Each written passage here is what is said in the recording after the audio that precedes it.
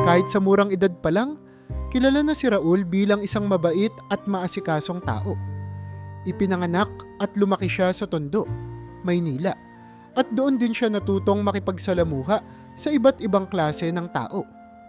Nang siya'y tumuntong sa edad na 20, nakilala niya si Minda, isang dalagang guro mula sa Zambales.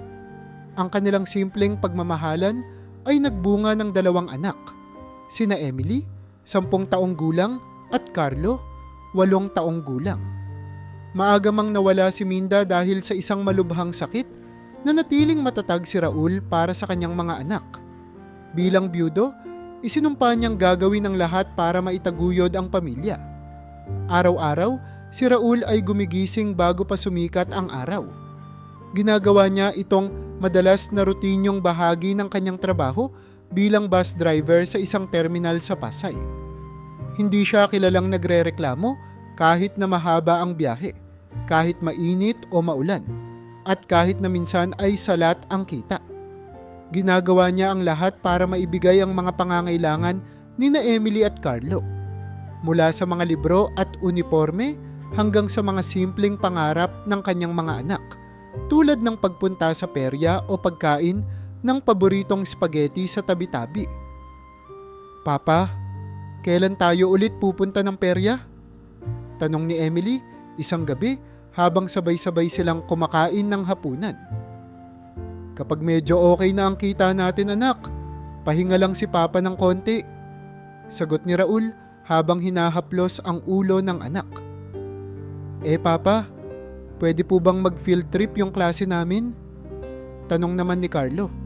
"Oo naman, anak, basta sabihin mo lang sa akin kung magkano, tapos titingnan natin kung kaya," anya habang pilit nang iningitian ng mga anak upang hindi nila maramdaman ang bigat ng kanyang iniintindi. Sa terminal naman, kilala si Raul bilang isa sa mga pinakamasayahin at madaling lapitan. Kapag dumadaan siya sa dispatcher's booth, laging may bumabati sa kanya. "Raul, parating ka na naman. Anong balita?" tanong ni Mang Ben, ang veteranong dispatcher na parang tatay-tatayan na ni Raul sa terminal. "Eto, Paps, 1 linggo na lang at bayaran na ng kuryente. Tiwala lang," biro ni Raul sabay kindat. Kahit mahirap ang buhay, pilit niyang binibigyan ng kasiyahan ang mga kasama niya sa terminal. May mga regular din siyang pasahero na nakakasalamuha araw-araw. Isa na rito si Mang Estong, isang matandang manggagawa na laging sumasakay sa kanya tuwing 5:00 ng hapon. Si Mang Estong ay simpleng tao rin. May bitbit na lumang bag at paboritong paninikipan tuwing biyahe. Pero kahit luma at medyo magaspang ang boses, hindi ito pumapalya sa pagbati kay Raul. "Kumusta na, Raul? Laging maaga, ah." bati ni Mang Estong habang sumasampa sa bus. "Oo naman, Mang Estong. Kapag maaga ako, maaga rin akong makakapiling ng mga anak ko. Kau naman, kumusta?" tanong ni Raul. "Ganun pa rin. Sa'yo, mukhang pagod na pagod ka, ah. Huwag mong masyadong pwersahin ang sarili mo, iho," payo ni Mang Estong. Kapag natapos na ang biyahe sa hapon, madalas nagkakasama-sama ang mga driver at dispatcher sa terminal upang magpahinga. Ikinuwento ni Raul minsan sa kanila kung paano siya natutong magmaneho ng bus, kung paano siya tinuruan ng kanyang tiyuhin, at kung paanong naging paborito niyang bahagi ng trabaho ang pakikipagkwentuhan sa mga pasahero. "Alam niyo, Paps, masarap sa pakiramdam kapag kahit paano napapangiti mo yung mga tao. Minsan nga, kahit mag-joke lang ako sa PA system, natatawa yung buong bus," kwento ni Raul habang nakaupo sa bangkito at hawak ang kanyang thermos ng kape. "Kaya pala sikat ka sa terminal, Raul. Kumbaga sa pelikula, ikaw ang bida ng ruta natin," biro ni Mang Fredo, kapwa driver, na sinamahan pa ng mahinang halakhak. Bagamat marami siyang mga kaibigan sa terminal, hindi iyon dahilan para pabayaan ang kanyang mga anak. Araw-araw, kapag natapos na ang huling biyahe, binibilisan ni Raul ang pag-uwi upang makasama ang mga bata. Minsan ay isinasama pa niya ang mga ito sa pag-maintain ng bus. Emily, Carlo, hawakan niyo ito. Ganito maghigpit ng bolt ng upuan. Dahan-dahan lang. Turuan niya minsan habang nag-aayos ng sirang upuan. Kahit simpleng gawain lamang, natutuwa si Raul na masali ang mga anak sa kanyang trabaho. Ngunit hindi lang siya simpleng bus driver. Sa likod ng manibela ay isang ama na handang isakripisyo ang lahat para sa kanyang pamilya. Laging iniisip ni Raul na balang araw, makakamit rin niya ang mga pangarap para kina Emily at Carlo. Kung kaya't bawat araw, bawat biyahe, at bawat kaunting tip na makukuha mula sa mga pasahero ay itinuturing niyang hakbang patungo sa mas maayos na kinabukasan. Bago pa man magbago ang takbo ng buhay ni Raul, napakasimple ng kanyang mundo kasama ang kanyang pamilya. Ibinubuhos niya ang kanyang oras at lakas para mapaligaya ang kanyang asawa, si Minda, at ang kanilang dalawang munting anghel. Kapag weekend, madalas silang mag-picnic sa pinakamalapit na park na abot ng kanilang pamasahe. Sa lilim ng malaking punong acacia, inilalabas nila ang kanilang baong pagkain. Simpleng adobo, pritong isda, at kanin sa plastik na lalagyan. Sa gitna ng kanilang simpleng kainan, lagi silang nagtatawanan, nagpapalitan ng kwento, at nagpaplano ng hinaharap. Raul, ano kaya kung sa susunod, dalhin natin sila sa zoo? Gustong-gusto ni Emily makita yung mga elepante. Mungkahi ni Minda habang pinupunasan ang bibig ni Carlo. Sige, mahal. Pag nakaipon tayo ng konti, isasama ko kayong lahat doon. Sagot ni Raul habang binubuksan ang termos ng malamig na inumin. Ang kanyang mukha ay puno ng pag-asa at pagmamahal. Si Minda ang naging inspirasyon ni Raul upang magtrabaho ng mas mabuti. Bagamat hindi marangya ang kanilang pamumuhay, masaya at buo ang kanilang pamilya. Nagkakasya sila sa simpleng barong-barong na nakatayo malapit sa terminal ng bus kung saan nagtatrabaho si Raul. Ang bahay nila'y gawa sa kahoy at yero, ngunit punong-puno ng saya at pagmamahalan. Sa kabila ng lahat ng hamon sa buhay, hindi nawawalan ng sigla ang kanilang tahanan. Ngunit dumating ang trahedya na nagpabago sa lahat. Isang araw, habang papauwi si Minda mula sa pagbili ng pagkain sa palengke, nahagip siya ng isang rumaragasang sasakyan. Naubusan ng dugo si Minda sa ospital at hindi na siya naisalba ng mga doktor. Biglang nawala ang liwanag na nagbibigay init sa tahanan ni Raul. Ang pagpanaw ni Minda ay isang dagok na halos hindi kinaya ni Raul. Sa mga unang buwan, pilit niyang itinatago ang kanyang lungkot sa mga bata. Pagkatapos ng trabaho, umiiyak siya ng tahimik sa likod ng bahay upang hindi marinig ni na Emily at Carlo. Isang gabing umuwi siya, nakita niyang naglalaro ang dalawang bata sa sahig ng kanilang bahay. Napansin ni Emily ang mga luha sa mata ng kanyang ama. "Papa, bakit po kayo umiiyak?" Tanong ni Emily habang tinatago ni Raul ang kanyang muka. Wala to anak. Napuwing lang si Papa. Halika nga dito." Sagot ni Raul at niyakap ang dalawa. Kahit basang-basa ng luha ang kanyang muka, pilit niyang pinapakita sa mga anak na kaya nilang bumangon muli. Sa kabila ng pagdadalamhati, patuloy na nagtrabaho si Raul bilang bus driver. Alam niyang kailangang maging malakas para sa kanyang mga anak.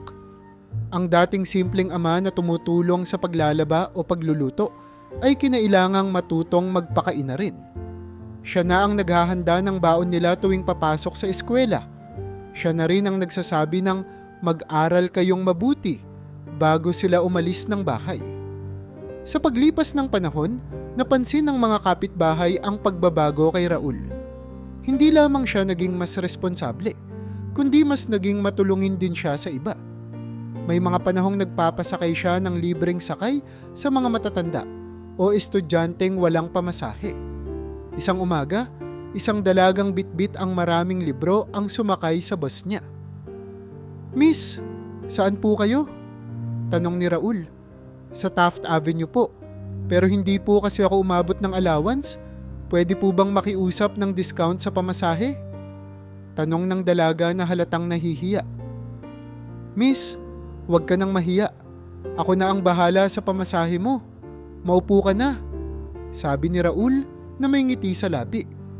Hindi niya kayang tiisin ang makita ang ibang tao na nahihirapan. Dahil sa kanyang ugali, maraming pasahero at dispatcher ang naging kaibigan ni Raul. Kahit nasa terminal siya, kilala siyang madaling lapitan. Kung may nasiraan ng gulong sa terminal, tumutulong siya kahit hindi naman siya ang nakatokang mag-ayos. Minsan nga, may isang dispatcher na nawalan ng wallet at walang pamasahe pa uwi. Raul, paano na to? Wala akong pamasahe. Pati wallet ko nawawala. Hinaing ni Boyet, isa sa mga dispatcher. Huwag kang mag-alala, Boyet. Eto, pangpamasahe mo muna. Babawi ka na lang, sagot ni Raul habang iniabot ang kaunting pera. Bagamat simple lang ang naitulong niya, malaking bagay na ito para sa mga nangangailangan. Sa kabila ng kanyang simpleng pamumuhay, handa siyang magbahagi ng kung anuman ang meron siya. Naging inspirasyon ang mga pangarap ni Raul para sa kanyang mga anak. Gusto niyang makapagtapos si Emily bilang guro at si Carlo bilang engineer. Kahit maliit lamang ang kita niya bilang bus driver, nag-iipon siya ng kaunti para sa kanilang kinabukasan. Hindi man kita marangya ang buhay natin, hindi man natin maibigay ang lahat ng gusto nila. Ang importante makapagtapos sila ng pag-aaral. Madalas niyang sabihin sa sarili. Hindi kailanman nawala ang saya at sigla sa tahanan ni na Raul, kahit pa wala na si Minda. Ang mga simpleng halakhak sa gabi, ang mga kwentuhan sa hapagkainan, at ang pagmamahal ng isang ama na nagkukumbina ng pagiging tatay at nanay. Lahat ito ang bumuo sa kwento ng kanilang buhay. Sa kabila ng lahat ng hamon, patuloy si Raul na umaasa at nagpapasalamat sa kung anuman ang meron sila. Magkahalo ang pagod at saya na nararamdaman ni Raul tuwing uuwi sa bahay pagkatapos ng maghapong biyahe. Kapag natatanaw na niya ang kanilang maliit na barong-barong malapit sa terminal, lagi niyang naiisip ang mga anak na naghihintay sa kanya. Ngunit isang gabing iyon, habang naglalakad pa uwi sa makipot na iskinita, may napansin siyang kakaiba. Sa gilid ng kalsada, sa ilalim ng ilaw ng isang poste, may isang matandang lalaki na nakahandusay. Kahit sa dilim, kita ang dugo sa damit nito. Napahinto si Raul. "Kuya, ayos ka lang?" tanong niya, kahit kinakabahan na. Ungol lang ang naging sagot ng matanda. Nilapitan niya ito at nakita ang sugat sa kanang braso at isang pasa sa noo. Tila na aksidente o napagtripan ng kung sino. Palingalinga si Raul, baka may ibang tao roon na maaaring tumulong, pero wala ni isang kaluluwa sa paligid. "Kuya, dahan-dahan lang po. Ako na bahala. Dalhin kita sa bahay ko para mapagamot," ani Raul habang tinutulungan ang matanda na makabangon. Habang inaalalayan niya ito pauwi, maraming bagay ang tumatakbo sa isip niya. Paano kung lalong lumala ang kalagayan ng matanda? Wala naman siyang perang pang-ospital.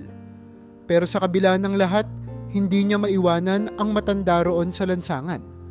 Hindi niya maatim na baliwalain ito, kaya't sinubukan niyang huwag magpaapekto sa takot. Kailangang tumulong kahit papaano. Pagdating sa bahay, sinalubong siya ni na Emily at Carlo na tuwang-tuwa sana sa pagbabalik ng kanilang ama. Ngunit nang makita nila ang sugatan na kasama ni Raul, nagulat ang dalawa. "Papa, sino po yan? Ano nangyari sa kanya?" tanong ni Emily. "Bakit po siya duguan?" Sumunod na tanong ni Carlo. "Bata, kalmado lang. May nakita si Papa sa kalsada. Sugatan siya at mukhang walang ibang makakatulong sa kanya. Kaya dinala ko muna dito para magamot natin. Si Papa na ang bahala. Huwag kayong mag-alala," paliwanag ni Raul habang pinaupo ang matanda sa bangkito. Ngunit napansin ni Raul na kahit may bahid ng takot at pag-aalala, hindi tumanggi ang mga bata. Bagkus, tinulungan pa nila ang ama. Si Carlo ay kumuha ng maliit na balde ng tubig habang si Emily ay naglabas ng lumang bimpo at alkohol. Pinilit nilang linisin ang sugat ng matanda gamit ang mga simpleng gamit na mayroon sila sa bahay. "Pasensya na po kuya, wala kaming mga magagandang gamit dito. Ito lang kaya namin," sabi ni Raul habang pinupunasan ang sugat ng matanda. "Salamat Hijo," mahinang sagot ng matanda. Sa kanyang basag na boses, ramdam ang sakit pero malalim ang pasasalamat. Makaraan ang ilang minuto, nagtulong-tulong silang tatlo sa pag-aalaga sa kanilang bisita. Binuksan ni Emily ang lumang kabinet at kinuha ang natitirang band-aid. Samantala, si Carlo ay naghain ng konting tinapay at tubig. Hindi na kailangang utusan ang mga bata. Kusa nilang tinulungan ang kanilang ama. Kinabukasan, napansin ni Raul na nag-iikot ang matanda sa paligid ng kanilang bahay. Sinusuri nito ang mga lumang gamit at minsan ay tila nawawala sa sarili. Minsan pa, tahimik itong nakatingin sa labas, parang may iniisip ng malalim. Hindi ito maraming salita, pero nakikita ni Raul na unti-unti itong kumakalma. "Kuya, gusto niyo po ba ng mainit na kape?" tanong ni Raul habang nilalapit ang tasa. "Tunay bang mababait kayong mag-aama? Bihira na ang ganito." "Salamat," sagot ng matanda. Hindi pa rin alam ni Raul ang buong kwento ng matanda. Hindi niya ito pinilit magsalita, pero alam niyang may mabigat na pinagdaanan ito. Sa kabila ng simpleng pamumuhay nila, tinanggap nila ito sa kanilang tahanan at tinuring na parang pamilya. Si Emily, na mahilig magtanong, minsang lumapit sa matanda habang naghuhugas ito ng plato. "Kuya, saan po ba kayo galing? Bakit po kayo napunta sa kalsada?" tanong ni Emily. Tumigil ang matanda. Sa una, akala ni Raul ay hindi ito sasagot, pero kalaunan, bumulong ito. "Malayo na ang narating ko, bata. Maraming beses na akong nawala, pero ngayon parang natagpuan ko ulit ang sarili ko." Hindi na muling nagtanong pa si Emily. Parang naintindihan nito na masakit pa rin sa matanda ang kanyang nakaraan. Sa halip, mas naging maalaga ito, tinitiyak na laging may pagkain sa mesa tuwing kainan. Habang lumilipas ang mga araw, mas naging komportable ang matanda sa kanilang bahay. Si Raul, bagamat may mga pangamba, ay natutong tumanggap ng responsibilidad. Kapag may kakaunting pera mula sa pamasahe or tip mula sa mga pasahero, bumibili siya ng dagdag na pagkain para sa kanilang bisita. Kahit simple lang ang pamumuhay nila, nagagawa nilang alagaan ang sugatang matanda at bigyan ito ng bagong pag-asa. Sa tuwing umuuwi si Raul mula sa terminal, palaging may nakahandang tasa ng kape mula sa matanda bilang pasasalamat. "Raul, hindi mo alam kung gaano mo ako tinulungan. Hindi ko akalain na may mga tao pang tulad mo," sabi nito isang gabi habang nagkakape silang dalawa sa labas ng bahay. Ang simple nilang tahanan, sa kabila ng kawalan ng marangya at mamahaling gamit, ay naging kanlungan ng isang estranghero. Habang nagkakakilala sila ng lubos, nagiging mas malalim ang kanilang relasyon. Hindi lamang bilang mag-aama kundi bilang mga taong handang tumulong sa sinumang nangangailangan. Sa kabila ng kakulangan, ipinakita ni Raul at ng kanyang mga anak na ang simpleng pagmamalasakit ay sapat upang mabago ang buhay ng isang tao. Sa mga unang araw ng pananatili ng matanda, nagawa pa ni Raul at ng mga bata na gamitin ang ilan nilang reserbang gamit sa panggagamot. Ngunit nang mapansin niyang hindi pa rin tuluyang gumagaling ang sugat nito, nagsimula siyang mag-alala. Isang gabi, habang nakahiga si Raul sa banig niya sa sahig, hindi niya maiwasang mag-isip. "Paano kaya kung lumala ito? Anong gagawin ko kung biglang magkaroon ng impeksyon?" tanong niya sa sarili. Ngunit kahit ganoon ang kanyang nararamdaman, hindi niya ito ipinapakita sa mga bata o sa matanda. Hindi niya gustong magdala ng takot o kaba sa kanyang maliit na tahanan. Kinabukasan, nagdesisyon si Raul na kausapin ang matanda. "Kuya, mukhang hindi gumagaling ang sugat mo. Kailangan nating bumili ng mas maayos na gamot. Siguro yung ointment o antiseptic." Tumangulang ang matanda. Raul, pasensya ka na. Hindi ko rin alam kung paano ako makakabawi sa inyo. Alam kong malaking pahirap itong ginagawa ko. Walang anuman kuya, pero ayoko ring pabayaan ang kalagayan mo. Kailangan nating gumawa ng paraan. Sagot ni Raul. Napagdesisyonan niyang magsakripisyo ng kaunti pa mula sa kanyang maliit na kita upang bumili ng mga kakailanganin. Ngunit sa bawat araw na lumilipas, lalo niyang nararamdaman ang bigat ng sitwasyon. Napansin niyang kulang na ang kanyang pambili ng bigas at ang ilan sa mga pangangailangan ng kanyang mga anak ay hindi niya agad maibigay. Dumating ang punto na kinailangan niyang pumili. Gagastos ba siya sa gamot ng matanda o sa pagkain ng pamilya? Isang gabi, kinausap siya ni Emily. Papa, okay lang naman kung konting ulam lang tayo. Hindi naman po kami magrereklamo. Anak, hindi kayo dapat magtiis ng ganito. Si Papa ang bahala. Kaya ko to. Sagot ni Raul kahit alam niyang mabigat na ang dinadala niya. Ngunit sa kabila ng kanyang sinasabi, ramdam niyang hindi niya magawang baliwalain ang pangangailangan ng matanda. Para sa kanya, responsibilidad niyang alagaan ito kahit gaano kahirap. Dahil dito, nagdesisyon si Raul na mag-extend ng oras sa biyahe. Kung dati natatapos siya ng alas 6 ng gabi, ngayon ay sinusubukan niyang makakuha ng mga night shift para mas madagdagan ang kita. Halos wala na siyang pahinga. Naglalakad siya sa terminal ng nakayuko at halos hindi na nakikihalubilo sa mga kaibigan niya roon. Raul, parang sobrang pagod ka na. Mag-ingat ka, baka mapabayaan mo ang sarili mo. Paalala ni Mang Ben, ang dispatcher. Oo nga, Paps. Pero kailangan ko talagang kumayod ng husto. May sinusuportahan akong matanda sa bahay. Hindi ko kayang pabayaan. Paliwanag ni Raul. Ngunit dahil sa mga mahabang oras ng pagtatrabaho, naapektuhan ang oras na inilalagi niya sa kanyang mga anak. Kung dati lagi siyang kasabay nila sa hapunan at may oras pa silang magkwentuhan bago matulog, ngayon ay halos natutulog na ang mga bata pag uwi niya. Si Emily, na dati palaging nagtatanong tungkol sa eskwela, ngayoy tahimik na lamang. Si Carlo, na sanay na sa mga kalarong kwento ng ama tuwing gabi, minsan ay napapatulog na lang ng sarili niya.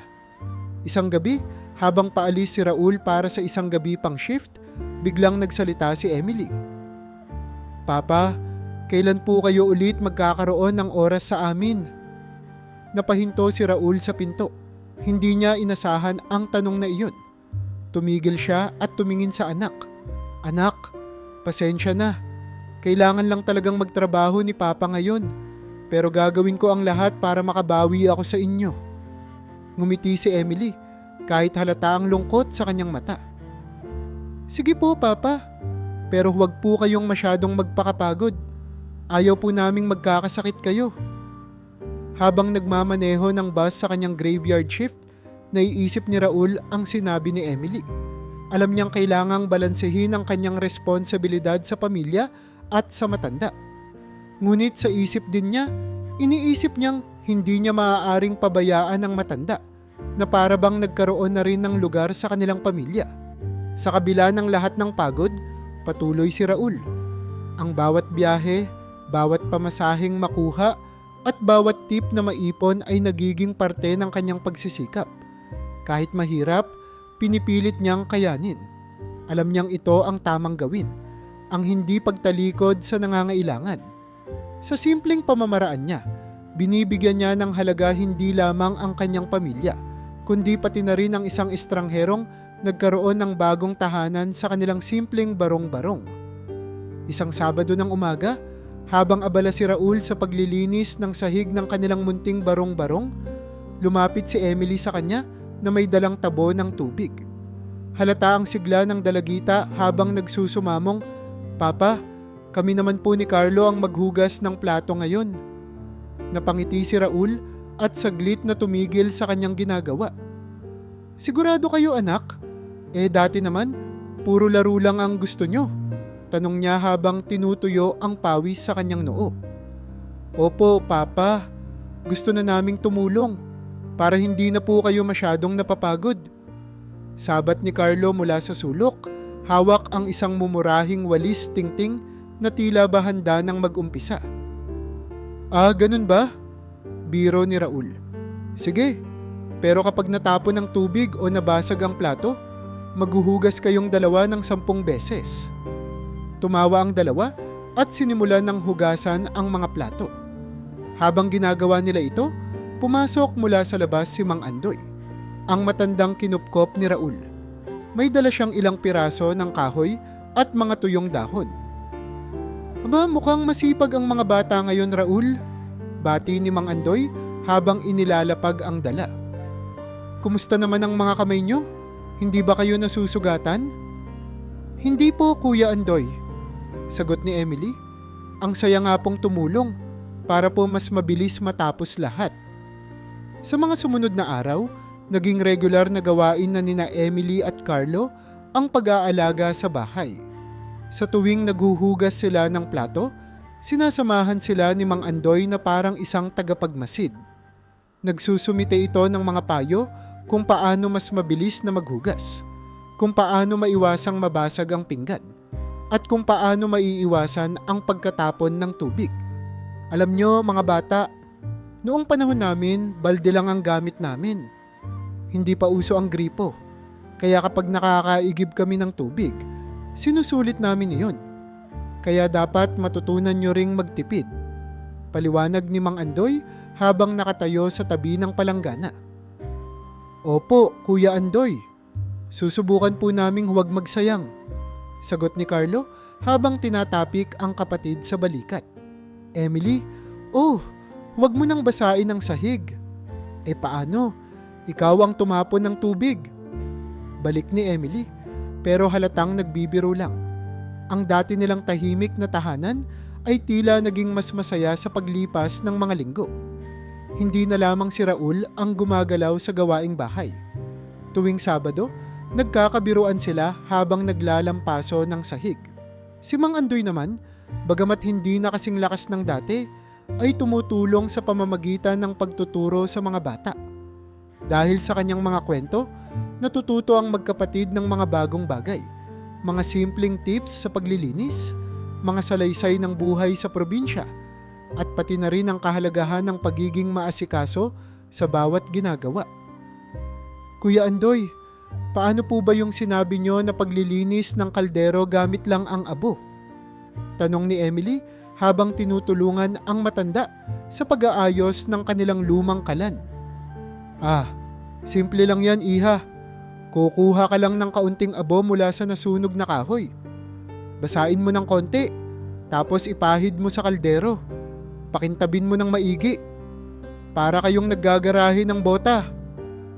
Paliwanag ni Mang Andoy na sinamahan pa ng maliit na tawa. Napansin ni Raul na dahil sa gabay ni Mang Andoy, nagiging mas magaan ang mga gawain sa bahay. Masaya niyang nakikita ang mga anak na natutong magmalasakit at makipagtulungan, hindi lamang para sa kanya, kundi para rin sa kanilang bagong kasambahay. Hindi nagtagal, muling bumalik ang sigla ni Mang Andoy. Ang dati sugatan at halos hindi makabangon na matanda ay nagkaroon muli ng lakas at kulay sa pisngi. Nakita ni Raul na unti-unting bumabawi ang katawan nito. Ang mga sugat ay naghilom, ang mga pasa ay nawala, at ang dati laging namumugto nitong mata ay tila nakahanap ng bagong layunin sa buhay. Isang araw, habang umuupo si Mang Andoy sa tabi ng bahay, nilapitan siya ni Carlo na may dalang piraso ng papel. Kuya Andoy, mag-drawing po tayo. Ha? Naku, anak, hindi na ako marunong mag-drawing. Noon pa yun nung bata ako. Sagot ng matanda, sabay kindat. Ako na lang po ang mag-drawing. Kayo po ang mag-isip ng idodrawing ko. Ani Carlo. Sa huli, napapayag din si Mang Andoy. Nauwi sila sa mga simpleng larawan ng kalabaw, puno ng mangga, at mga tanawin sa probinsya. Napuno ang barong-barong ng tawanan habang si Carlo ay nagpapakita ng kanyang mga obra. Sa kabila ng lahat ng hirap at sakripisyo, makikita na ang bawat miyembro ng pamilya ay nagkakaroon ng mas matibay na ugnayan. Hindi na lamang si Raul ang nagsisilbing haligi ng tahanan. Ang bawat isa, si Emily, si Carlo, at maging si Mang Andoy ay may ginagampanang mahalagang papel. Sa pamamagitan ng kanilang pagtutulungan, natutunan nilang yakapin ang bagong normal ng kanilang buhay. Kahit gaano kahirap ang pinagdaraanan ni Raul sa trabaho, ang simpleng saya na naidudulot ng samahan nila sa bahay ang nagbibigay sa kanya ng lakas upang magpatuloy. Napansin niyang hindi lamang ang matanda ang natutulungan niya. Ang kanyang mga anak ay natututo ring maging mas responsable at maunawain. Sa bawat kwento at aral na hatid ni Mang Andoy, natutuklasan nila ang kahalagahan ng pagmamalasakit, pakikisama at pagpapahalaga sa bawat simpleng bagay na meron sila.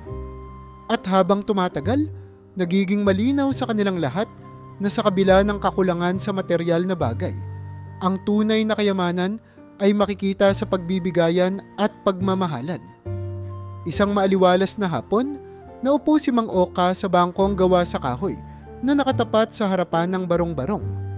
Tahimik siyang nakamasid sa mga batang naglalaro ng habulan sa kalapit na eskinita. Pero sa likod ng kanyang mga mata ay halatang may iniisip siyang malalim.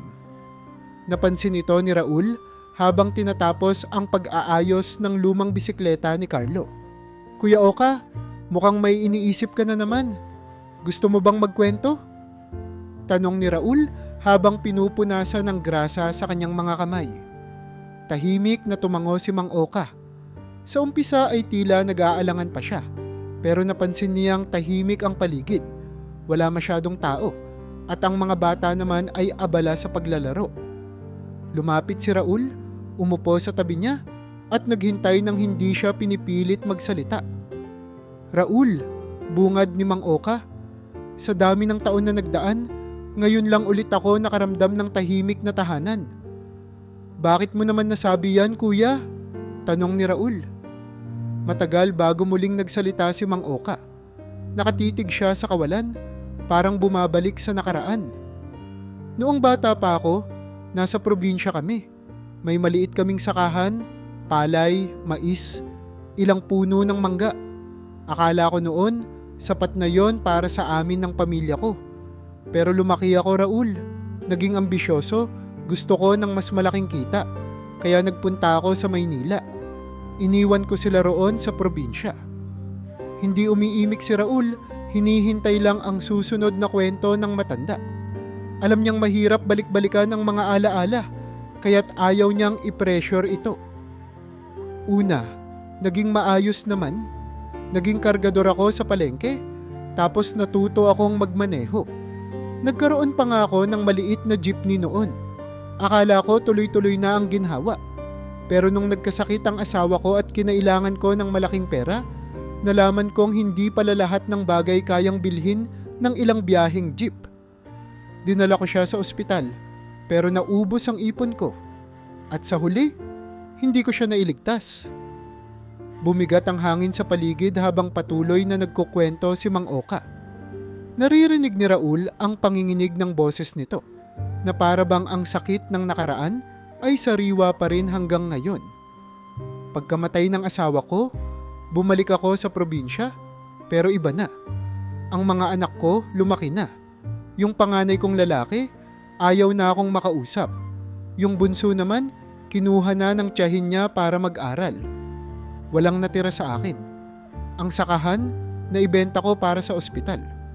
Kaya't noong bumalik ako sa Maynila, wala na akong uuwian."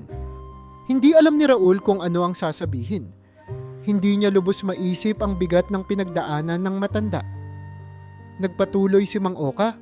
"Noong una, nakikitulog-tulog ako sa mga kakilala. Pero habang tumatagal, nawawala na rin ang mga taong inaasahan ko. Ang iniisip ko lang noon ay paano mabuhay araw-araw. Makakain, makatulog. Pero napagod din ako, Raul. Nagsimula akong magpalaboy-laboy sa kalye. Doon ako natutulog kung saan-saan. Naging mahirap tanggapin na sa kabila ng lahat ng ginawa ko noon, wala akong napala." Habang nagsasalita si Mang Oka, napansin ni Raul ang pagbabalik ng luha sa mga mata nito. Hindi na siya nag-aksaya ng oras. Tumayo siya, pumunta sa kusina at kinuha ang maliit nilang termos ng kape. Iniabot niya ito kay Mang Oka. "Kuya, mainit-init pa ito. Alam kong mahirap yung mga pinagdaanan mo, pero gusto kong malaman mo na hindi ka nag-iisa. Nandito kami," ani Raul. Tumangulang si Mang Oka habang hawak ang tasa ng kape. "Alam mo Raul, hindi ko akalain na may mga tao pang tulad mo at ng mga anak mo. Matagal na rin akong hindi nagkakaroon ng pamilya. Ngayon, kahit papaano, nararamdaman ko ulit ang halaga ng may kasamang mga tao. Yung hindi ka lang iniwan sa ere." Habang lumilipas ang mga araw, unti-unting bumabalik ang tiwala ni Mang Oka sa kanyang sarili at sa iba. Napansin ni Raul na mas nagiging aktibo na ito. Nagtuturo na rin ito kina Emily at Carlo ng mga simpleng gawain tulad ng tamang pagwalis ng bakuran o pagsasaayos ng mga lumang gamit. "Emily, Carlo, alam nyo ba na dati, ginagawa naming walis ang palapa ng niyog? Mas matibay pa yan kaysa sa walis tingting," kwento ni Mang Oka habang pinapakita ang paraan ng pagtali ng palapa. "Talaga po, Kuya Oka?" tanong ni Carlo na tila ba nagkaroon ng interes. Paano po yung mga dahon ng mangga? Pwede rin po ba yun?" "Pwede rin, pero mas maganda ang niyog kasi mas mahaba ang buhay. Hindi madaling masira," paliwanag ng matanda. Ang mga simpleng kwentong ito ay nagdulot ng panibagong saya sa bahay ni na Raul. Hindi lang natututo ang mga bata ng mga bagong bagay, kundi nakikita rin nila ang halaga ng pagtutulungan at pagmamalasakit. Si Raul, sa kabilang banda, ay mas naging malapit kay Mang Oka. Madalas silang mag-usap tuwing gabi, nagpapalitan ng kwento tungkol sa buhay. "Raul, salamat sa pakikinig at sa pagbigay ng pagkakataon," sabi ni Mang Oka isang gabi habang nakaupo sila sa bangko. "Dahil sa inyo, unti-unti akong natutong umasa ulit, natutong magtiwala, natutong muling tumingin sa hinaharap." Napangiti si Raul. "Kuya, hindi lang naman ako ang tumulong. Tayong lahat dito sa bahay ay magkakasama. Kung ano man ang sakit na naramdaman mo noon, pwede naman sigurong palitan ng bagong simula ngayon." Sa kabila ng lahat ng pinagdaanan ni Mang Oka, nagawa nilang magtulungan upang maghilom ang mga sugat. Hindi lang pisikal, kundi pati na rin ang mga sugat ng damdamin at alaala. Sa tulong ni Raul at ng kanyang mga anak, nagkaroon si Mang Oka ng panibagong tahanan. Hindi lang sa anyo ng bahay, kundi sa piling ng mga taong handang makinig at magmalasakit sa kanya. Dahil sa tagal ng pananatili ni Mang Oka sa bahay ni na Raul, nagsimula nang mapansin ng ilang mga tauhan sa terminal ang kakaibang pagbabago sa routine ng bus driver. Dati, si Raul ang kilalang masipag, laging maaga sa biyahe at halos hindi nagpapahinga. Ngunit nitong mga nakaraang linggo, napansin nilang madalas siyang huli sa terminal, tila balisa, at hindi na tulad ng dati na abot kamay ang kasiyahan. "Raul, anong nangyayari sa'yo?" tanong ni Mang Ben, ang matandang dispatcher, isang umaga habang abala si Raul sa pagsuri ng makina ng bus. "Hindi ka na tulad dati. Para kang laging nagmamadali pero parating late." Tapos sabi ng ibang driver, "Madalas daw maikli na lang ang biyahe mo. May problema ba?" Napabuntong hininga si Raul at saglit na tumigil sa ginagawa. Alam niyang ang pagdala kay Mang Oka sa kanilang tahanan ay unti-unti nang umaabot sa terminal. "Wala, Mang Ben," sagot niya. "Kailangan ko lang kasi ng oras sa bahay. May tinutulungan akong matanda." "Mukhang yang tinutulungan mo anak ang nagpapahirap sa'yo. Sigurado ka bang ligtas yang taong yan? Baka kung anong masamang balak ang meron yan." Patuloy ni Mang Ben, halatang may pagdududa. "Kuya Ben, hindi ganun yon. Kilala ko na siya. Hindi siya masamang tao," paliwanag ni Raul, pero sa tono ng boses niya halata ang kaba. Hindi lamang si Mang Ben ang nagpapakita ng pag-aalala. May ilang mga kapwa driver na nagkumpol sa likod ng bus, Naririnig ni Raul ang usapan nila kahit hindi malinaw ang bawat salita. Minsan, sumasabat ang ilang dispatcher sa biro. Raul, baka naman ginagawa ka ng alalay niyan. Kung ako sa'yo, pag-isipan mo muna kung sino talaga yung taong yan. Malay mo, sinusubukan ka lang, sabi ng isa sa mga dispatcher. Sabay tawa. Hindi naman pwedeng puro awa, Raul. Tumingin ka rin sa realidad. Ang hirap ng buhay. Hindi lahat ng taong nangangailangan ay kasing bait ng iniisip mo. Dagdag pa ng isa. Sa tuwing naririnig ni Raul ang mga ganitong komento, hindi siya sumasagot.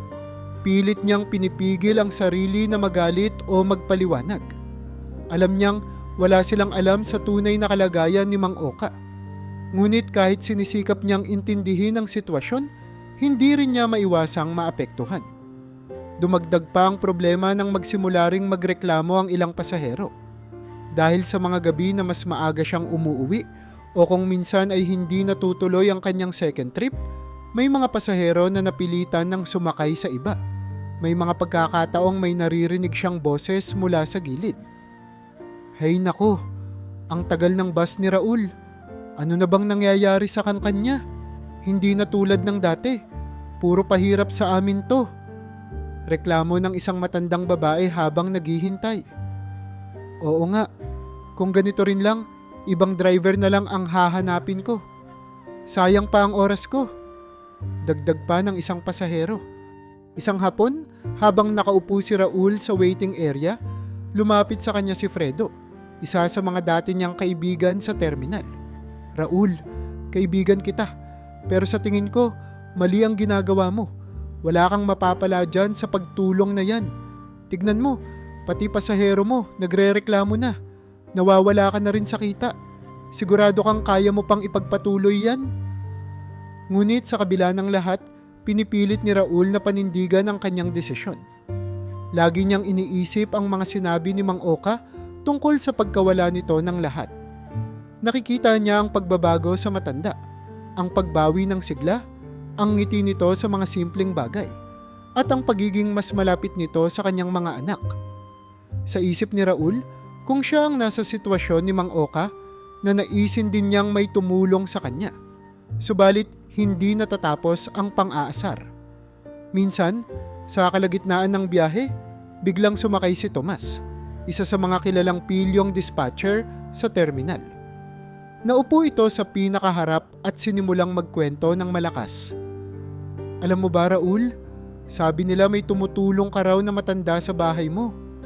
Teka, sigurado ka bang hindi yan magnanakaw? Baka maya't maya kunin na ang gamit mo. Sabay tawa. Hindi siya sinagot ni Raul. Nakatingin lang siya sa daan habang pinipigilan ang bugso ng kanyang damdamin. Ngunit sa loob-loob niya, ramdam niya ang lalim ng epekto ng mga salitang iyon. Hindi naman talaga lahat ng tao maiintindihan ang kanyang sitwasyon. At habang pilit niyang nilalabanan ang mga duda ng iba, alam niyang hindi rin niya maaaring baliwalain ang sariling takot. Paano nga kung tama sila? Paano kung mali ang pagtitiwala niya? Kinagabihan, pag-uwi ni Raul, sinalubong siya ni Mang Oka. May hawak itong tasa ng kape at tila nakangiti. Raul, salamat sa pagtitiwala mo. Hindi ko naman alam na kahit dito pala, maraming tao ang hindi naniniwala sa akin. Kuya Oka, wag mo na lang intindihin yun, sagot ni Raul.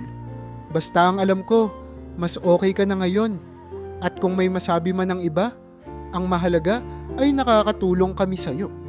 Minsan, napapaisip si Raul kung tama ba ang lahat ng ginagawa niya. Pero tuwing nakikita niyang mas lumalakas si Mang Oka, na mas nakikipag-usap ito sa mga bata, at na unti-unti nang nagkakaroon ng panibagong pag-asa, bumabalik ang tiwala niya sa sarili.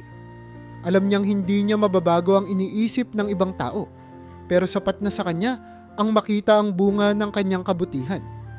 Isang umaga habang nag-aayos ng mga lumang damit, biglang napansin ni Mang Oka ang isang punit na bulsa sa kanyang lumang polo. Akala niya ay wala na itong laman, pero nang hukayin niya ang natitirang tela, may nakita siyang lukot na papel. Inilabas niya ito binuklat at natagpuan ang isang maliit na litrato. Kulay sepia, medyo kupas na. Sa litrato, makikita ang isang mas batang bersyon ni Mang Oka, kasama ang isang babae at 2 bata. Kasama nito ang isang sulat kamay na address sa likod. Napakunot ang noo ni Mang Oka. Tila may gumising na mga alaala sa kanyang isipan. Inikot niya ang litrato at binasa ang nakasulat. Sitio Maligaya, Barangay San Agustin. Tahimik niyang pinipilit alalahanin ang nakaraan. Ang mukha ng mga bata, ang babae na malamang ay ang kanyang asawa. Parang biglang nanumbalik ang damdaming matagal nang hindi niya nararamdaman, pag-asa. Habang kumakain sila ng almusal, inilapag ni Mang Oka ang litrato sa harap ni na Raul at ng mga bata. Raul, mahina niyang simula. Ito ang natagpuan ko. Mukhang ito ang huling bakas ng pamilya ko. Lumapit si Raul at tinitigan ang litrato. Napansin niyang medyo lumuluha ang matanda. Kuya Oka, gusto mo bang hanapin sila? Tanong ni Raul. Oo, Raul, pero hindi ko alam kung nasaan na sila. Matagal na panahon na ito. Baka hindi na nila ako matanggap. Baka hindi ko na sila mahanap. Sagot ni Mang Oka habang nanginginig ang boses. Kuya, walang masama kung susubukan natin. May address na nakasulat dito, tama? Pwede nating puntahan. Ani Raul. Tumingin siya sa mga anak na tahimik na nakikinig sa usapan.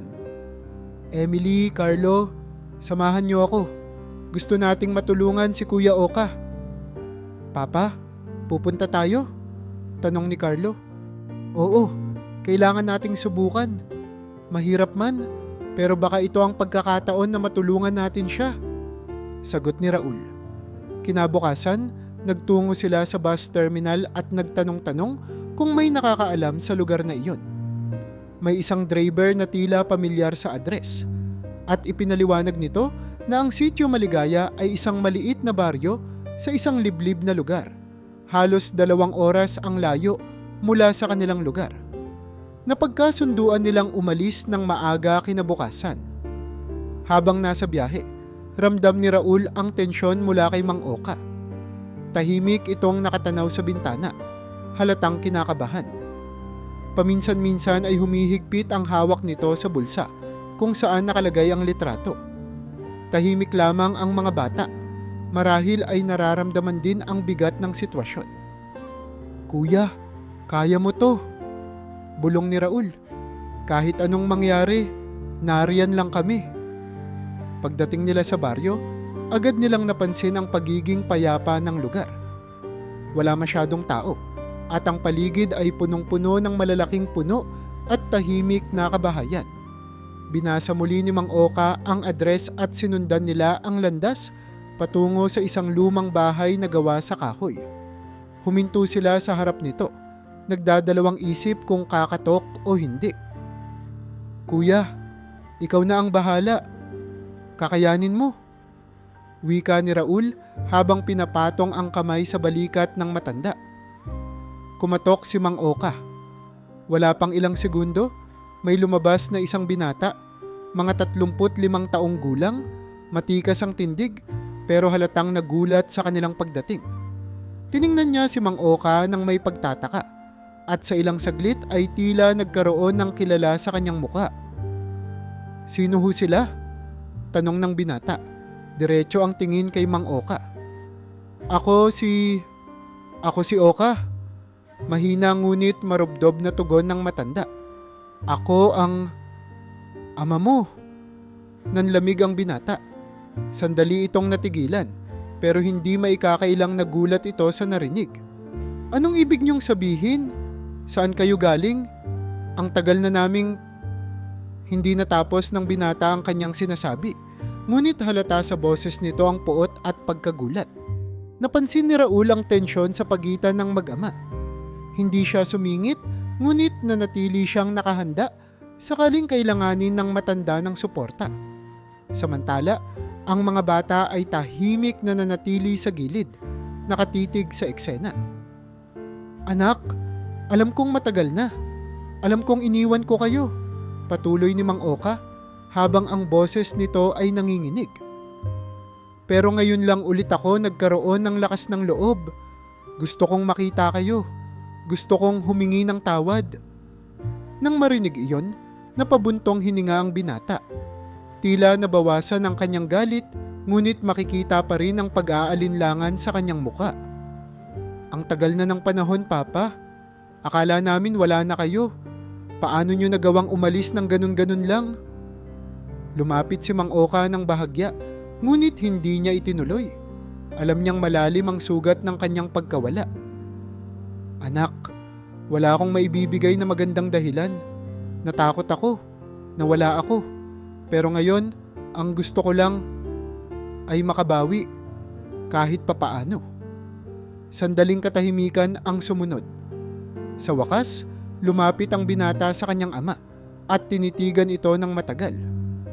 Kung talagang gusto niyong bumawi, Papa, nandito lang kami. Pero kakailanganin namin ng oras. Hindi ganun kadaling kalimutan ang nangyari. Tumango si Mang Oka. Naiintindihan ko, anak. Salamat sa pagbibigay ng pagkakataon. Habang papalayo si Raul, ramdam niya ang halo-halong emosyon. Saya na nagkita ulit si Mang Oka at ang kanyang anak at bigat ng tensyon na kanilang napagdaanan. Alam ni Raul na mahaba pa ang proseso ng pagkakaayos, pero ang mahalaga ay nagsimula na ang paghilom. Pagkatapos ng ilang araw mula sa kanilang pagbabalik mula sa baryo, napansin ni Raul na mas tumutok na si Mang Oka sa pagtulong sa bahay. Sa bawat gawain, tila nais nitong ipakita na hindi ito pabigat. Ngunit habang abala si Raul sa trabaho, si Mang Oka naman ay madalas nakakapag-usap sa kapitbahay nilang si Marisa. Isang umaga, nakita ni Raul si Marisa sa kanilang bakuran. Hawak ang isang kaldero ng mainit na sopas. Hindi ito unang beses na pumunta si Marisa, pero ngayon lang nila nagkaroon ng pagkakataong mag-usap ng mas matagal. Raul, naisip ko lang na baka gusto nyo ng sopas. Pasensya na, simple lang ito, sabi ni Marisa habang iniabot ang kaldero kay Mang Oka. Salamat, Marisa, sagot ni Raul habang tinutulungan si Mang Oka na kunin ang sopas. Alam mo, parang bawat linggo na lang lagi kang may dala. Nakakahiya na tuloy. Raul, huwag kang mag-alala. Wala akong ibang anak sa bahay kaya sobra-sobra ang niluluto ko. Tutal, madalas ko namang makita si Kuya Oka dito. Naisip kong makibahagi na rin. Tugon ni Marisa, sabay kindat. Si Marisa ay isang simpleng babae sa kanilang lugar. 5 taon na rin siyang balo matapos mawala ang kanyang asawa sa isang aksidente sa trabaho. Mula noon, siya na ang nag-aruga sa kanyang anak na si Jason, na ngayon may sarili ng pamilya sa probinsya. Kaya naman, nang makita niyang nahihirapan si Raul at Mang Oka, agad siyang nagkusang tumulong. Hindi man malaki ang kanyang kita mula sa pananahi, sinisigurado niyang laging may mainit na pagkain ang kapitbahay niya. Mula sa mga simpleng usapan tungkol sa buhay sa Maynila, napunta ang kanilang kwentuhan sa mas personal na bagay. Habang tahimik na nagkakape sa gilid ng bahay, tinanong ni Marisa si Raul, "Paano mo nagagawang alagaan silang lahat, Raul? Ang dami mong responsibilidad." Napangiti si Raul, tila hindi sigurado kung paano sasagutin ang tanong. Minsan, hindi ko rin alam, Marisa. Kapag naiisip kong kailangan akong pagkatiwalaan ng mga anak ko, ni Kuya Oka, para bang hindi ako pwedeng sumuko. Malaking bagay yan. Hindi lahat kaya ang ginagawa mo, ani Marisa. Pero paano ka nag-umpisa? Paano mo kinaya noong nawala ang asawa mo? Sandaling napatingin si Raul sa malayo. Masakit. Para akong nawalan ng direksyon. Pero alam mo, Marisa, may mga tao sa buhay natin na kahit wala na, parang naroon pa rin sila. Si Minda, ang asawa ko, parang laging naririnig ko ang boses niya. Lagi niyang sinasabi na mahalaga ang pamilya. Kaya kahit gaano kahirap, sinusubukan ko pa rin. Tahimik si Marisa, ngunit sa mga mata niya'y bakas ang pagkakaintindi. Pareho pala tayo. Nung nawala si Rico, para bang natapos na ang lahat. Pero alam mo, natutunan kong magpatuloy. Dahil kung ako mismo titigil, sino pa ba ang aasahan ko? Sa mga ganitong usapan, unti-unting napansin ni Raul na mas lumalalim ang tiwala niya kay Marisa. Hindi lamang siya nakatagpo ng katuwang sa araw-araw na gawain, kundi isang taong nakakaintindi ng pinagdadaanan niya. Ang kanilang mga kwento ay tila salamin ng isa't isa, parehong nawalan, parehong kailangang magpatuloy. Isang gabi, matapos kumain, naupo silang dalawa sa bangkito sa labas ng bahay habang ang mga bata ay abala sa pag-aaral. Si Mang Oka naman ay nag-aayos ng mga lumang kahoy. Muling binalikan ni Marisa ang tanong na matagal na niyang gustong itanong. Raul, hindi ka ba natatakot na baka hindi mo kayang ibigay lahat ng pangangailangan nila? Marisa, totoo lang, oo. Takot na takot ako. Sagot ni Raul, bahagyang napapikit. Pero kapag naiisip ko si Emily, si Carlo, si Kuya Oka, kahit takot ako, gumagalaw pa rin ako. Hindi ako pwedeng tumigil. At alam mo, malaking bagay din yung nandyan ka.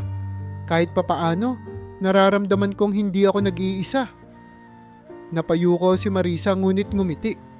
Raul, hindi naman kita matutulungan ng malaki. Pero kung kailangan mo ng kausap, nandito lang ako. Sa paglipas ng mga linggo, mas naging regular ang dalaw ni Marisa. Naging natural ang presensya niya sa bahay ni Raul. Hindi lamang siya nagdadala ng pagkain kundi tumutulong din sa simpleng gawain. Ang kanyang simpleng kilos, ang pag-aabot ng sopas, ang pagtulong sa paghugas ng plato, ang pag-aayos ng mga sirang kasangkapan, ay nagpakita kay Raul ng mas malalim na pag-unawa. Ang dati parang kapitbahay lang ay unti-unting nagiging bahagi ng kanyang araw-araw na buhay. Sa kabila ng kanilang parehong mapait na nakaraan, natutunan nilang magbukas ng puso. Hindi nila kailangan ng marangyang plano o malalaking pangako. Para sa kanilang dalawa, sapat na ang malaman na may isang tao silang maaasahan. Sa bawat kwento, sa bawat tawanan, sa bawat paghingi ng payo, lumalakas ang pundasyon ng kanilang tiwala sa isa't isa. Isang araw, habang nakaupo sila sa harap ng bahay at nag-uusap tungkol sa simpleng mga bagay, biglang napatingin si Raul kay Marisa. Marisa, sa tingin mo, tama bang ituloy natin ito? Hindi agad nakasagot si Marisa, ngunit makikita sa kanyang mukha ang tahimik na kasiyahan. Raul, kung ano man to, hindi ko hinihingi na maging madali. Pero kung handa ka, handa rin ako. Kahit ano pa yon, kahit simpleng buhay lang, basta't magkasama tayo. Ngumiti si Raul at tumango. Simpleng buhay, Marisa. Walang masyadong plano, pero laging may kasamang tiwala. At mula sa araw na iyon, parang natural na bahagi na ng pamilya si Marisa. Hindi na lang siya kapitbahay, kundi isang kasamang handang maglakad sa simpleng landas ng buhay. Pagkaraan ng ilang linggo, napansin ni Raul na mas nagiging malapit na ang mga bata kay Marisa. Minsan, nagulat siya nang makita niyang tinutulungan ni Carlo si Marisa sa pagwawalis ng bakuran, habang si Emily naman ay tinutulungang maghanda ng hapunan sa maliit nilang kusina.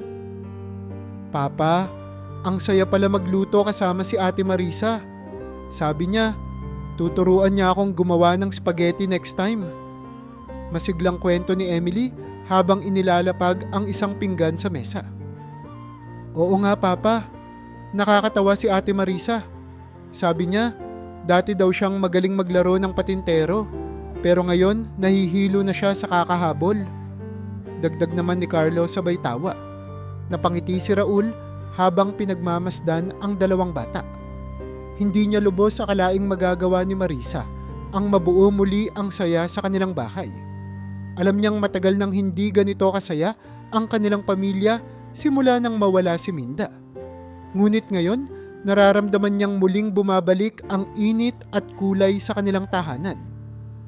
Tuwing Sabado, nagiging routine na ang pagtutulungan nila sa gawaing bahay. Habang pinupunasan ni Raul ang lumang bintana, tinutulungan ni Marisa si Mang Oka sa pag-ayos ng mga kaldero at kawali sa kusina. Si Carlo at Emily naman ay abala sa pagwawalis ng sahig at paglalagay ng mga pinggan sa kanilang maliit na kabinet. Sa bawat gawain, tila nagiging masaya ang lahat dahil sa mga biruan at tawanan. Mang Oka, okay pa po ba yung mga pinggan dyan? Mukha ng lumang-luma, baka hindi na tumagal, tanong ni Marisa habang hinahanda ang almusal. Marisa, mas luma pa ang mga buto ko pero heto, tumatagal pa rin. Sagot ni Mang Oka sabay ngiti. Hala, Kuya Oka, baka hindi na po yan umubra kapag tumanda pa ulit kayo. Sabat ni Carlo na natatawa rin. Naghalakhakan ng lahat at si Raul ay masaya lang na nakikita ang kanyang pamilya na parang isang buo ulit. Habang pinagmamasdan ang kanilang pagtutulungan, hindi niya maiwasang mapaisip kung paano nagawa ni Marisa na dalhin ang ganitong saya at pagkakaisa sa kanilang bahay. Sa gitna ng kanilang kasimplehan, natutunan nilang magpahalaga sa mga maliliit na bagay. Ang sama-samang pagkain, ang simpleng kwentuhan, at ang mga birong nagiging dahilan ng kanilang halakhak. Isang gabi, pagkatapos nilang maghapunan, nagsimula si Mang Oka ng kwento tungkol sa kanyang kabataan. Alam niyo ba, nung bata pa ako, gusto kong maging sundalo. Pero hindi ako natuloy kasi mas gusto ko palang magtanim ng palay. Talaga, Kuya Oka? Ang layo naman ng sundalo sa magsasaka. Puna ni Emily. Oo, kasi natutunan kong mas masarap ang pakiramdam kapag nakikita mong umaani ka ng bunga ng paghihirap mo. Kaya't mas pinili ko yon kaysa humawak ng baril. Sagot ni Mang Oka na tila ba bumabalik ang kanyang alaala sa bukid. Basta po, ako gusto kong maging chef balang araw. At si Ate Marisa ang magiging assistant ko. Sabi ni Emily na tinawanan ni Marisa. Uy, ikaw naman. Assistant agad? E di sana master chef na lang. Biro ni Marisa. At ang lahat ay muling natawa. Ang bawat ganitong pagkakataon ay tila ba nagiging pundasyon ng kanilang samahan. Unti-unti, nararamdaman ni Raul na parang nagkaroon ng panibagong sigla ang kanilang pamilya. Hindi lamang dahil sa tulong ni Marisa sa bahay, kundi dahil sa inspirasyong hatid niya sa kanilang lahat. Si Raul, na dati nag-aalangan kung tama bang muling magmahal, ay natutunan ng buksan ng puso. Hindi man marangya ang kanilang pamumuhay, alam niyang sapat ang pagmamahal at pagkalinga upang magpatuloy. Raul, paano mo nagagawang manatiling matatag? Sa dami ng iniintindi mo, parang hindi ka na nauubusan ng lakas. Tanong ni Marisa habang sila'y naghuhugas ng plato isang gabi. Marisa, mahirap man, pero iniisip ko lang na hindi ko sila pwedeng pabayaan. Kung magpapakita akong mahina, paano na si Emily at Carlo? Paano na si Kuya Oka? Pero sa totoo lang, malaking bagay ang nandyan ka. Alam kong hindi ako nag-iisa. Sagot ni Raul na tila ba biglang gumaan ang kanyang pakiramdam. Ngumiti si Marisa. Alam mo Raul, hindi mo kailangang gawin lahat ng mag-isa. Andito lang ako at kahit simple lang ang maitutulong ko, gagawin ko. Sa gitna ng kanilang kwentuhan at simpleng gawain, nagiging malinaw sa kanilang dalawa na hindi mahalaga kung gaano karangya ang buhay. Ang mahalaga ay ang pagkakaisa, ang malasakit at ang pagdamay sa isa't isa.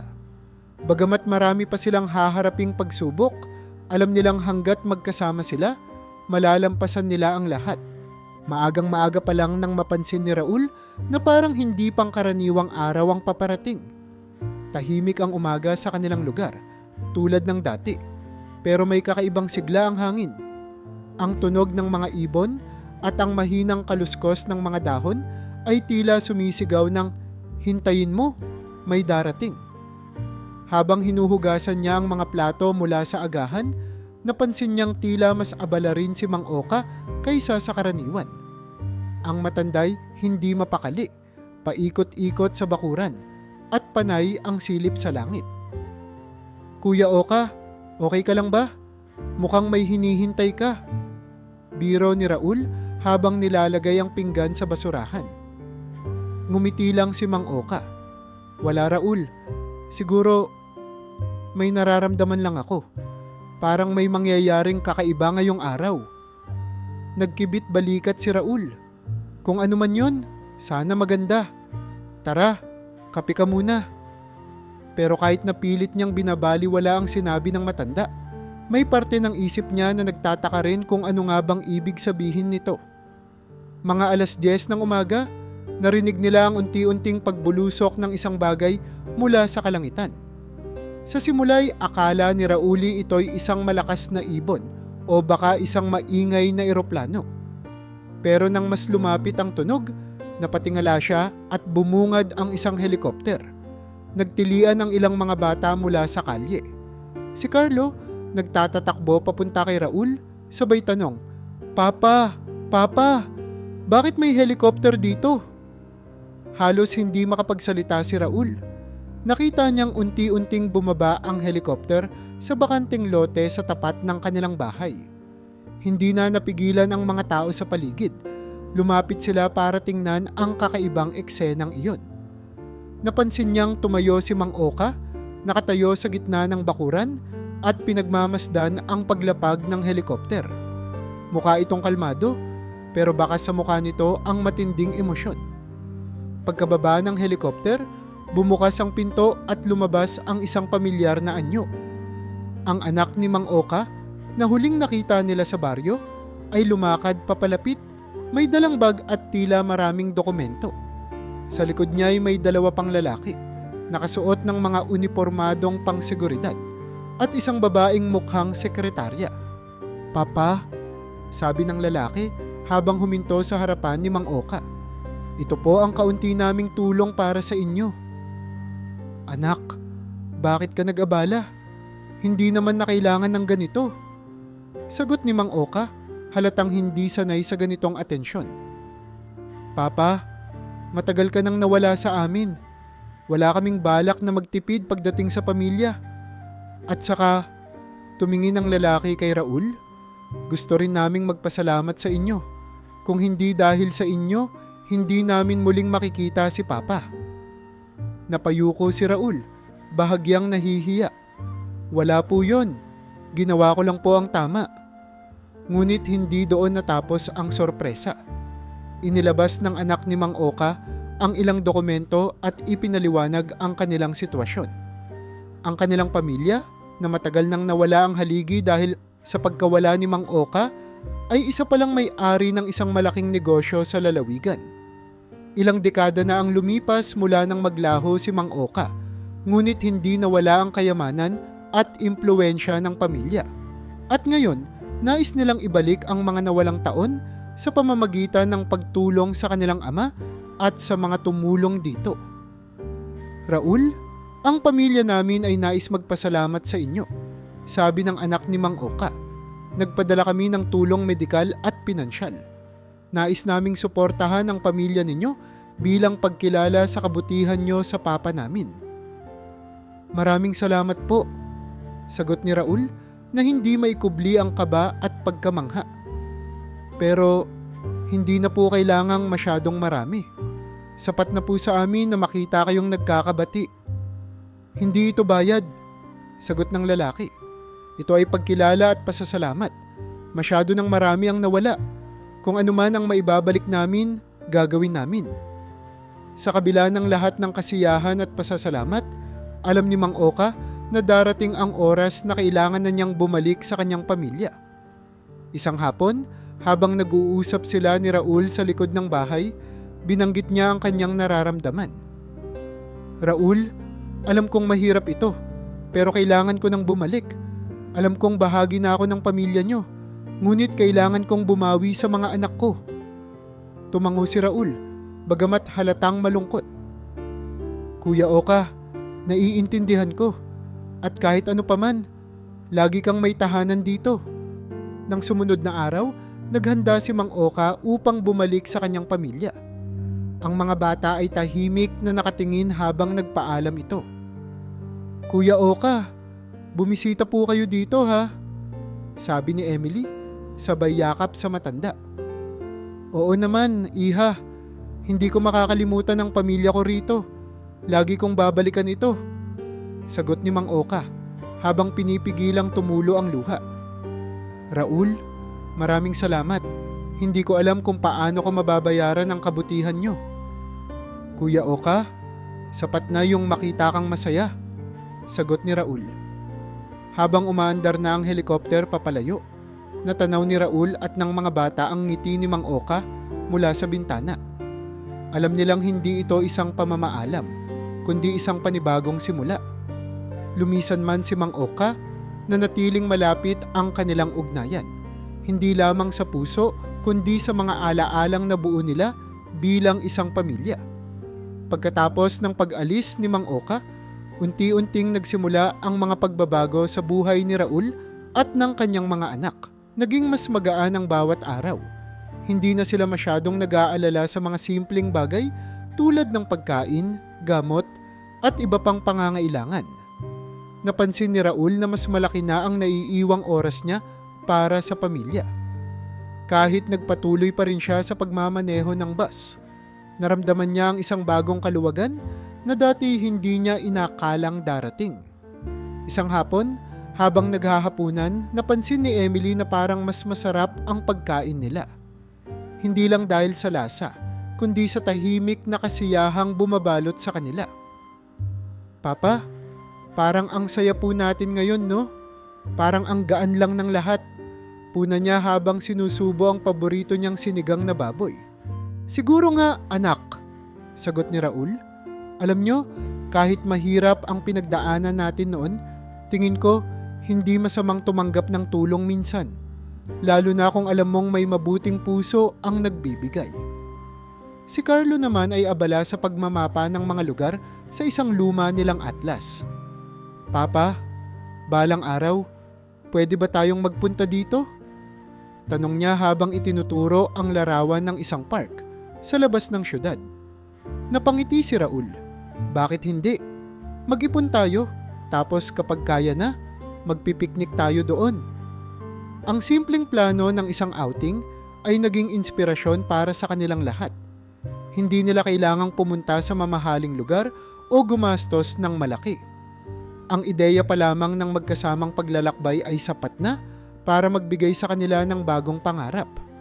Simula noon, nagkaroon sila ng listahan ng mga simpleng bagay na gustong gawin bilang isang pamilya. Magpiknik sa parke, manood ng parada, o kaya'y maghapunan sa isang karinderya na may paborito nilang luto. Habang naglalakad pa uwi mula sa terminal isang gabi, naisip ni Raul kung paano nagbago ang buhay nila. Dati, halos hindi siya makatulog sa pag-aalala kung paano mababayaran ang utang sa kuryente o kung paano magkakasya ang kakarampot na kita sa pangangailangan ng mga bata. Ngayon, may kaunting pahinga na sa kanyang mga balikat, ngunit hindi siya tumigil sa pagmamaneho.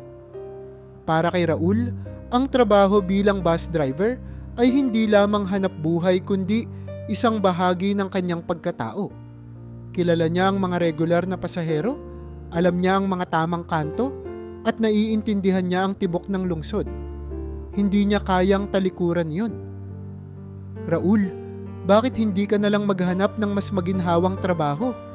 Parang kaya mo naman ng magpahinga. Tanong ni Marisa isang araw habang naghuhugas sila ng pinggan. Ngumiti si Raul. Marisa, mahal ko ang pagmamaneho ng bus. Hindi ito tungkol sa pera. Parang sa tuwing nasa likod ako ng manibela, may koneksyon ako sa mga tao. Alam mo yon? Yung pakiramdam na bahagi ka ng araw nila? Tumango si Marisa. Opo, iba rin talaga kapag alam mong may halaga ang ginagawa mo. Pero kung mag-outing tayo, hindi ka pwedeng magmaneho ng pagod, ha? Napahalakhak si Raul. Walang problema, magpapahinga naman ako. Basta't ikaw ang mag-aayos ng baon natin. Sa mga sumunod na buwan, naramdaman ni Raul na mas masaya at mas ligtas na ang kanilang pamumuhay. Hindi na siya kinakabahan tuwing may magkasakit o may masirang gamit. Nakakapag-focus na siya sa mahahalagang bagay. Ang kalidad ng oras na kasama ang pamilya, ang simpleng kwentuhan sa hapagkainan, at ang mga pangarap nilang sabay na binubuo. Minsan, habang nagkakape si Raul sa labas ng bahay, lumapit si Carlo, hawak ang isang lumang notebook. Papa, gusto ko pong maging engineer paglaki ko. Pwede po ba yun? Bakit naman hindi, anak? Sagot ni Raul. Kung yan ang pangarap mo, tutulungan kita. Pero kailangang mag-aral ka ng mabuti, ha? Opo, Papa. Mag-aaral po akong mabuti. Sabik na sagot ni Carlo. Si Emily naman, habang nagdadala ng tsaa para kay Marisa, biglang nagsabi, Ate Marisa, gusto ko ring magturo balang araw. Kagaya po ng ginagawa nyo dati. Talaga, Emily? Tanong ni Marisa. Napakagandang pangarap niyan. Kung yan ang gusto mo, tutulungan ka namin ni Papa. Sa simpleng pag-uusap na yon, nakikita ni Raul na unti-unting nagkakaroon ng mas malinaw na direksyon ang kanilang buhay. Hindi na lamang ito tungkol sa kung paano sila makakaraos sa pang-araw-araw. Ngayon, iniisip na nila kung ano pa ang kayang abutin ng kanilang mga pangarap. Habang pinapanood niya ang kanyang mga anak na nag-aasaran sa harap ng bahay, naramdaman niya ang kakaibang saya. Alam niyang marami pa silang haharaping hamon, ngunit sapat na ang inspirasyong hatid ni Marisa at ang tulong ng pamilya ni Mang Oka upang magpatuloy sila. Raul, alam mo, masaya ako na narito ako sa inyo. Sabi ni Marisa habang nag-aayos ng bagong punda ng unan sa sala. Ako rin, Marisa. Hindi ko inakala na makakahanap ulit ako ng ganitong klaseng kasiyahan. Sagot ni Raul. Ngayon, mas magaan na ang lahat. At alam ko, sabay-sabay nating mararating ang mga pangarap natin. Sa bawat araw na lumilipas, nagiging mas matibay ang pundasyon ng kanilang pamilya. Kung dati puro pagsubok ang iniisip ni Raul, ngayon, ang bawat linggo ay pagkakataon para sa masayang pagtutulungan, mas mahabang oras sa mga bata, at mas malalim na pagkakaintindihan kay Marisa. Ang kanilang simpleng buhay ay patuloy na pinatatag ng pagmamahal, pagdamay, at pagkakaroon ng iisang layunin, ang bumuo ng mas maliwanag na kinabukasan. Sa muling pag-usad ng buhay ni Raul, naisip niya ang mga nangyari sa nakaraang taon. Ang desisyon niyang tulungan si Mang Oka ay tila isang simpleng kilos lang noon. Isang tugon sa isang estrangherong nangangailangan ng kalinga. Hindi siya naghangad ng anumang kapalit, ni hindi niya inakala na magdudulot ito ng malaking pagbabago sa kanilang buhay. Isang araw, habang papunta sa terminal, naalala niya ang eksaktong gabing nakita niya si Mang Oka sa gilid ng kalsada. Madilim ang lansangan at pagod na pagod siya mula sa maghapong pamamasada. Ngunit nang makita niya ang sugatang matanda, tumigil siya. Naalala niyang nagtanong pa siya sa sarili noon. Bakit ako? Ang dami kong iniintindi. Bakit ko pa siya tutulungan? Ngunit kahit ganoon ang naramdaman niya, hindi siya nagdalawang isip. Ngayon, habang iniisip ang lahat ng natutunan niya mula sa nangyari, napagtanto niya na ang pagtulong na iyon, kahit walang kapalit, ay isa sa mga pinakamahalagang desisyong nagawa niya sa buong buhay niya. Sa terminal, sinalubong siya ni Mang Ben. Raul, kamusta ka na? Mukha ka pa ring masaya, ah? Sabi ng dispatcher na madalas niyang kausap. Masaya nga, kuya. Hindi ko man nakalain noon, pero parang nabayaran ng sobra-sobra ang simpleng pagtulong ko. Mas maayos ang buhay ng mga anak ko ngayon. At alam kong may nabago rin sa buhay ni Mang Oka. Sagot ni Raul. Alam mo, Raul, ani Mang Ben, hindi lahat ng tao may puso para tumulong ng ganyan. Madalas, iniisip muna ng tao kung anong makukuha nila bago tumulong. Pero ikaw, iba ka. Hindi lahat ng driver dito gagawin ang ginawa mo. Siguro po, kuya. Minsan kasi kailangang tumulong kahit hindi ka sigurado kung anong mangyayari. Mahirap ang buhay, oo. Pero hindi ibig sabihin nun na wala na tayong kakayahang magmalasakit. Sagot ni Raul. Pagkatapos ng mahabang araw ng biyahe, umuwi si Raul na may ngiti pa rin sa muka. Sa tuwing natatanaw niya ang kanyang munting tahanan, naaalala niya kung paanong ang lahat ng ito ay isang biyayang dumating dahil sa kanyang desisyong tumulong. Binuksan niya ang pinto at narinig ang halakhak ng kanyang mga anak mula sa loob. Papa, may kwento si Ate Marisa. Bungad ni Carlo habang hinahatak ang braso ng kanyang ama papunta sa mesa. Raul, sinabi ko lang sa kanila kung paano mo natulungan si Mang Oka noon, sabi ni Marisa habang inaayos ang mga pinggan. Sabi ko sa kanila, hindi lahat ng tao kayang gawin ang ginawa mo. Pero ikaw, kahit hirap ka noon, pinili mo pa rin siyang kupkupin. Papa, ang galing mo naman, ani Emily, nakangiti. Kung ako kaya ko rin bang tumulong ng ganun? Anak, lahat tayo may kakayahang tumulong. Hindi mo kailangang mayaman o may sobrang dami ng oras para gawin yun. Ang mahalaga, may puso ka. Basta't sincero ka sa pagtulong, tama na yon, sagot ni Raul. Nagpatuloy ang kanilang simpleng hapunan na puno ng tawanan at masayang kwentuhan. Kahit hindi marangya ang kanilang pagkain, ramdam nila ang yaman ng bawat sandali. Ang koneksyon nila bilang pamilya, ang saya ng magkasama sa hapagkainan, at ang pag-asa sa hinaharap. Habang nililigpit ni Raul ang mesa, pagkatapos nilang kumain, napatingin siya sa kanyang mga anak at kay Marisa. Naalala niya kung paanong halos mabuwag ang kanilang pamilya noong nawala si Minda. Kung paanong ang bawat araw ay punong-puno ng pag-aalala kung paano bubuhayin ang mga bata. Kung paano itutuloy ang buhay nang wala ang haligi ng kanilang tahanan. Ngunit ngayon, naramdaman niya ang katatagan na naipundar nila mula sa hirap. Napatunayan niyang kahit ano pa ang dumating na hamon, basta't may pagmamahalan at pagtutulungan, walang problema ang hindi malalagpasan. Papa, alam mo ba kung anong gusto kong maging paglaki ko? Tanong ni Carlo habang nakaupo sa harap ng lumang mesa. Engineer, di ba? Sinabi mo na yan? Sagot ni Raul, sabay ngiti. Opo, pero gusto ko rin pong maging tulad mo. Gusto ko pong marunong tumulong kahit nahihirapan, sabi ni Carlo. Napatingin si Raul kay Carlo at nakita niya ang sinseridad sa mga mata ng anak. Carlo, masaya ako na narinig ko yan. Iyan ang pinakaimportante, ang maging mabuti sa kapwa kahit minsan mahirap. Kapag natutunan mo yan, kahit ano pa ang trabaho mo, magiging masaya ka. Sa simpleng hapong iyon, napagtanto ni Raul na hindi lamang siya ang nagbago sa nangyaring iyon kay Mang Oka. Pati ang kanyang mga anak ay natutong magbigay halaga sa malasakit, sa pamilya at sa pagiging matatag. Ang simpleng kabutihan na ipinakita niya noong araw na iyon sa kalsada ay nagbunga ng higit pa sa kanyang inaasahan.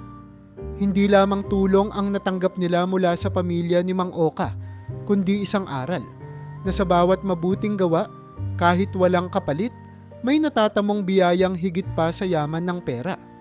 Ngayon, bawat araw na ginugugol ni Raul sa kanyang pamilya ay patunay ng gantimpalang natamo niya sa pagtulong.